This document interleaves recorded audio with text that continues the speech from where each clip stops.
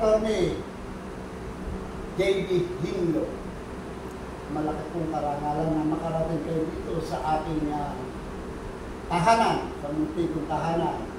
Umasa po kayo na ang partido natin, PDP Laban, ay isisiguro ko sa inyo na ipapanalo natin dito sa President Marcos. At umasa kayo at karangalan ko na ako dinalo dito, imposible naman kayo po paunahan kahit hindi din dumalo dito, sigurado kong kayo dahil ko dahil tayo sama-sama. Ako po ay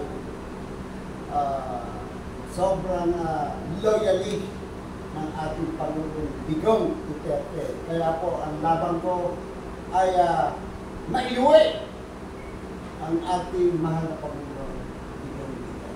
Kaya umasa kayo na ang partido, ang mga senador, makatulad nyo, JB Hinlo, hindi pipilitin namin na manalo po kayo dito. Pipilitin sa abot ng aming kakayahan. Umasa po kayo ng ating partido ay welcome po, no? Salamat sa pag-welcome sa iyong tahanan, Mayor Jun Sagon. Si Attorney JB Hinlo po, ako po ang Deputy Secretary General ng PDP Laban para sa Visayas.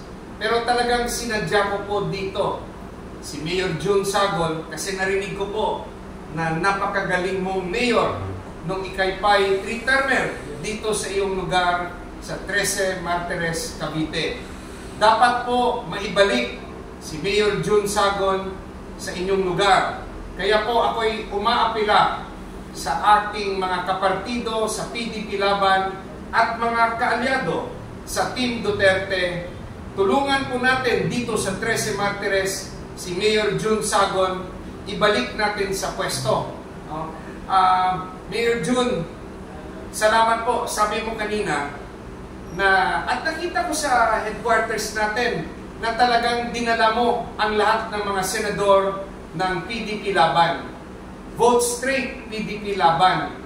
Salamat po sa pagtitiwala sa naging hingi ni dating Presidente Duterte, ni Tatay Digong, na ipaglaban natin ang ating mga senador. At ipapaabot ko po sa mga iba nating kasama na ang Mayor Jun Sagon hindi po nagpapabaya sa partidong PDP Laban. Kaya po, dito sa 13 Martires, Cavite, tulungan po natin si Mayor Jun Sagon. Ako po, si Attorney JB Hinlo, numero 30 sa balota, nag-iisang kandidato ng PDP Laban, nagre-representa sa Visayas, pero mahal ko ngayon ang 13 Martires Cavite at buong probinsya ng Cavite. Mananalo tayo, vote straight PDP Laban. Salamat po.